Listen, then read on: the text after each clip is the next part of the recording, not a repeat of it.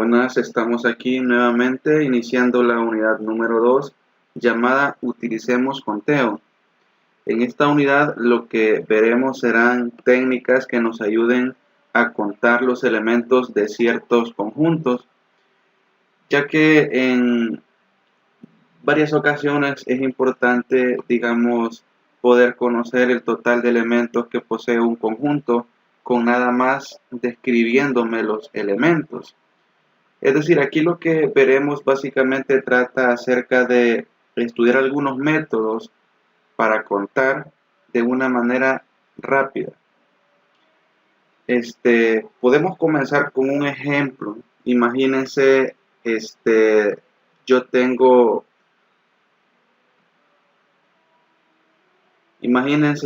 un conjunto, llamémosle S,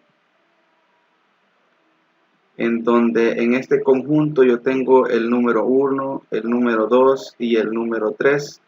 Y por ejemplo, a mí me solicitan que cuántos números en donde, repitiendo, y a mí me solicitan, por ejemplo, con estos números, con el 1, con el 2 y con el 3, cuántos números de 3 cifras podemos formar sin que haya cifras repetidas. Este es un caso típico en el cual se nos solicita contar el total de números que posee, el total de números de 3 cifras que podemos formar con el número 1, 2 y 3 sin que haya cifras repetidas. Es decir, que el número 111 no se tomaría en cuenta, ni el número 222.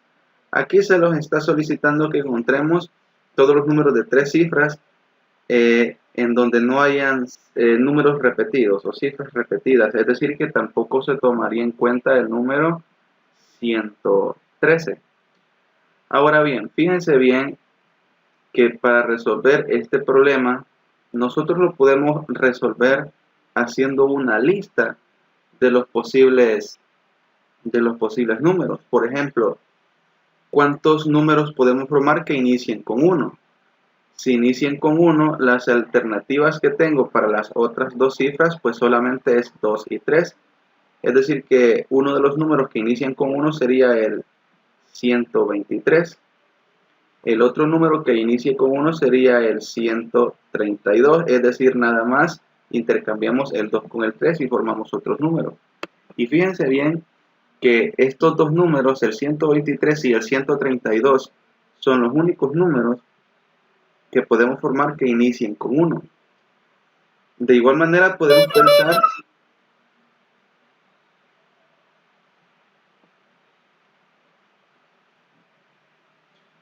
fíjense bien que de igual manera podemos pensar para sacar los demás. Por ejemplo, ¿cuántos números podemos formar que inicien con 2? Si inician con 2, para las otras dos posiciones solamente tengo disponible el 1 y el 3. Es decir, que sería el 213 y el otro sería el 231. Y esos son los únicos números que inician con 2. Análogamente podemos encontrar los otros que inicien con 3. Si el número debe de iniciar con 3, para las otras dos opciones, para las otras dos cifras solamente tengo dos opciones disponibles, que es el 1 y el 2. Y el otro pues sería intercambiar el 1 con el 2, es decir, sería el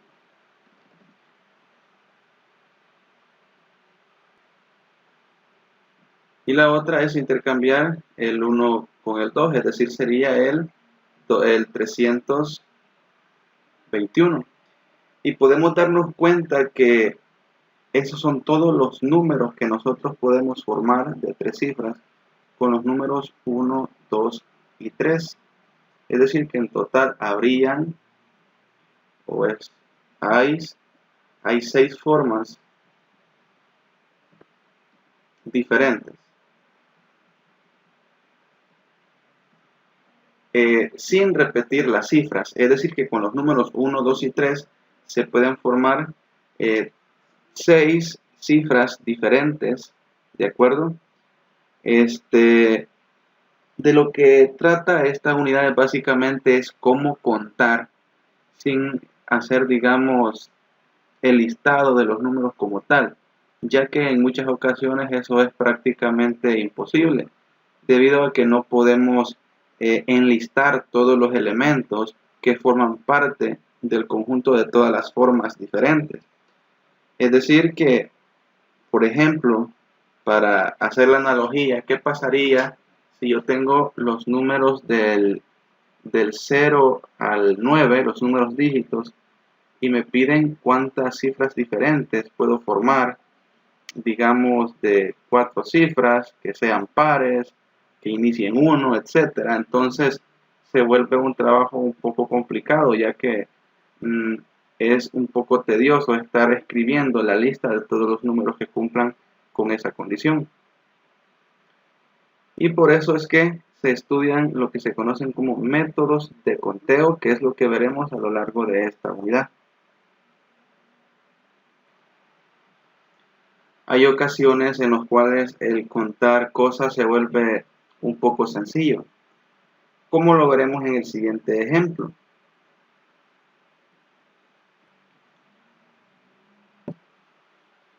Analicemos este problema relativamente súper sencillo.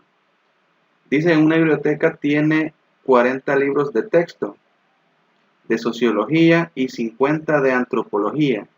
Determinar cuántos libros de texto se dispone para conocer acerca de estos temas.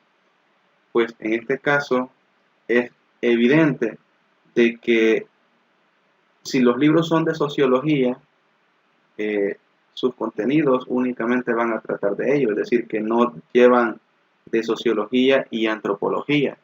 De igual manera, los de antropología solamente tratan de ese tema, es decir, que para poder conocer acerca de los temas de sociología y antropología, yo dispongo nada más de 40 para sociología y de 50 de antropología.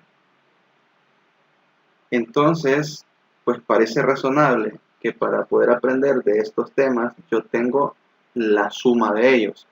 Es decir, que la respuesta sería 40 más 50, que esto suma 90 libros. Es decir, que el total de formas que yo tengo para aprender estos temas son de 90, porque la biblioteca dispone de 90 libros. Y fíjense que este simple ejercicio tan inocente da pie a algo que vamos a ver más adelante, que es conocido como el principio de la suma. Y el principio de la suma establece lo siguiente. Y el principio de la suma dice básicamente lo siguiente, y lo vamos a ver con este diagrama.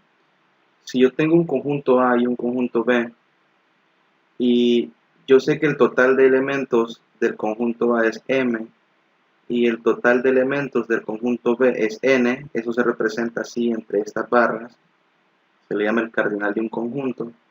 Lo que me dice es que si un suceso, un evento A puede ocurrir de M formas, y un evento B puede ocurrir de N formas, y estos no pueden ocurrir a la vez, eso significa que no pueden ocurrir ambos al mismo tiempo, es decir, la intersección como conjunto es vacía, por eso se dibujan separados.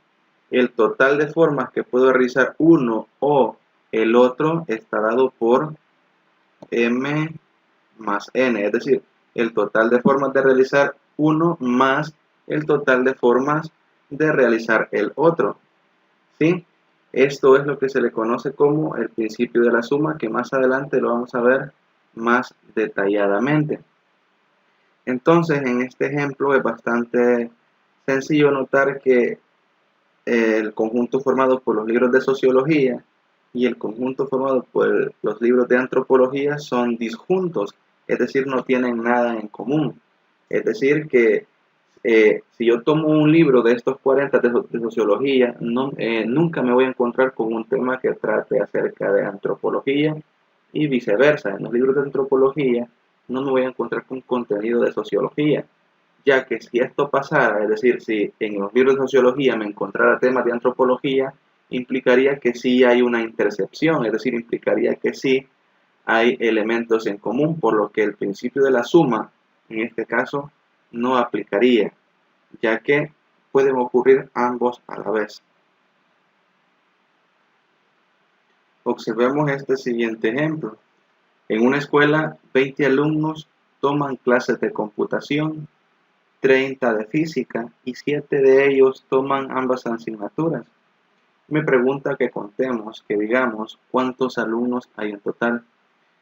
A diferencia del ejercicio anterior en donde los conjuntos eran disjuntos, aquí básicamente podemos decir que vamos a llamar A al conjunto formado por los alumnos que toman la clase de computación. En este caso podemos decir que vamos a llamar A al conjunto formado por los alumnos que toman computación, B a los alumnos que llevan física. Entonces podemos ver que, vamos a colocarlo así entre barras para indicar que es el total de elementos. ¿Cuántos serían los elementos que tiene A? Pues serían 20 alumnos que toman computación. Los de B serían los 30 alumnos que toman física. Y podemos ver que hay 7 de ellos que toman ambas. En matemática, para denotar intersección entre conjuntos, se utiliza esto que parece una U invertida. Y aquí estoy diciendo los alumnos que estudian computación y que también estudian física. Vemos que el total de elementos en este caso es 7 y me están preguntando que determine cuántos alumnos hay. Fíjense bien que sería un error decir que el total de alumnos que hay son 50, es decir, nada más sumar 20 con 30, debido a que si hacemos eso, estamos contando los alumnos que llevan ambas asignaturas 2 veces. Es decir, imaginemos lo siguiente. Aquí tengo el conjunto A, ¿sí?, que tiene un total de 20 estudiantes, y tengo un conjunto B. Y fíjense que los dibujo así con intersección, es decir, con esta parte en común, debido a que hay 7 de ellos. Y fíjense que lo dibujo así con intersección debido a que hay 7 de ellos que llevan ambas. Entonces fíjense bien, si yo hago lo siguiente, digamos, los elementos que tiene A más los elementos que tiene B, fíjense que lo que estaría haciendo es esto. Si yo digo los elementos que tiene A, estoy hablando de todos ellos. Observan que he tachado una vez la intersección. Y si a esto le sumo los elementos que tiene B, serían todos estos. Observen qué es lo que está sucediendo. Estoy tachando nuevamente la intersección. Es decir, que fíjense bien que cuando yo sumo estos dos conjuntos, he contado 2 veces la intersección. Y contar significa contar sin contar de más. Es decir que si yo quiero contar cuántos alumnos hay en total, aquí estaría contando el doble de esta intersección. Por lo que si quiero contar exactamente a esto, yo debería de restarle una vez esa intersección. Como se le he contado 2 veces, se la quito una vez y ahí tendría lo que necesito. Ahora, el total de elementos de A es 20, más el total de elementos de B, que es 30, menos el total de la intersección, que son 7. Es decir, que este resultado me vendría a dar 20 más 30, que son 50, menos 7, 43. Es decir, que hay 43 estudiantes en total en esta escuela. Observe que hemos contado de una manera en la cual hemos restado cierta situación. Para finalizar, veremos el siguiente ejemplo.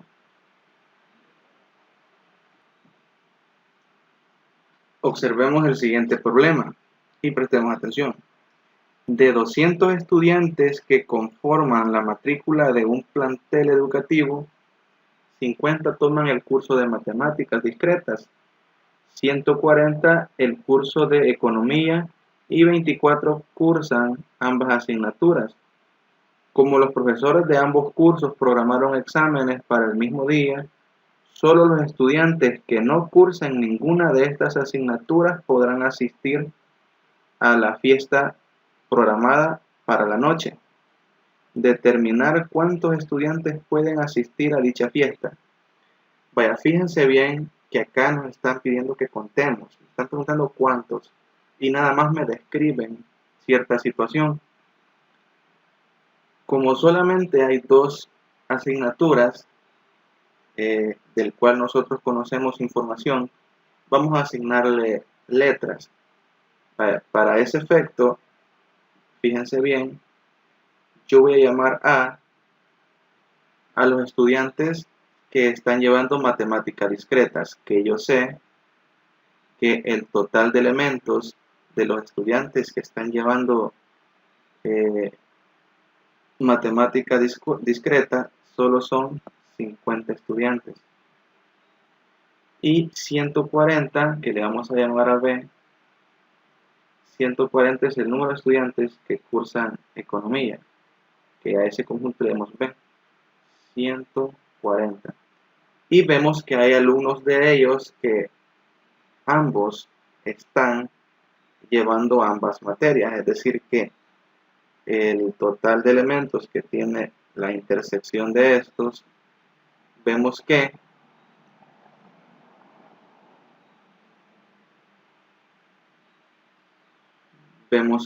son 24. Ahora analicemos el problema. Dice que los profesores de ambas materias, es decir, el profesor de matemática discreta y el profesor de economía, han programado examen el mismo día. Entonces, solo los estudiantes que no cursen ninguna de estas asignaturas podrán asistir a la fiesta. Es decir, en este plantel educativo hay muchos estudiantes, ¿sí? No solamente llevan matemática discreta ni solamente llevan economía. Entonces, los que van a asistir a la fiesta son justamente los que no lleven estas materias. Fijémonos bien, hagamos un diagrama. Imaginémonos que aquí tengo los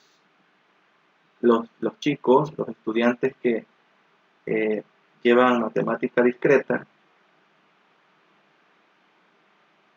y acá los que llevan economía, y por aquí fuera yo tengo los estudiantes que no llevan ninguna de estas dos, ¿sí?